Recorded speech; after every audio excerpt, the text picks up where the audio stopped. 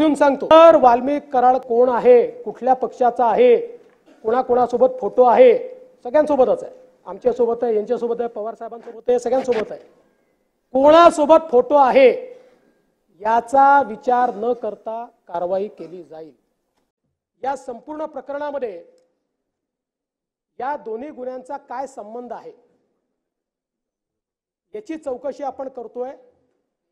मी या निमित्ताने या सभागृहाला आश्वस्त करू इच्छितो, हा जो काही गुन्हा घडलाय याचा मास्टर माइंड कोणीही असला तरी त्याच्यावर कारवाई केलीच जाईल. आपण वारंवार वाल्मिक कराडचं नाव घेतलं म्हणून नाव घेऊन सांगतो की या गुन्ह्यामध्ये एका गुन्ह्यात तर त्याचा पुरावा दिसतोच आहे, त्याच्यावर कारवाई होणारच आहे. पण याही गुन्ह्यामध्ये जर वाल्मिक कराड बद्दलचे पुरावे असतील तर तो कोण आहे, कुठल्या पक्षाचा आहे, कोणाकोणासोबत फोटो आहे, सगळ्यांसोबतच आहे. आमच्या सोबत आहे, यांच्या सोबत आहे, पवार साहेबांसोबत आहे, सगळ्यांसोबत आहे. कोणासोबत फोटो आहे याचा विचार न करता कारवाई केली जाईल.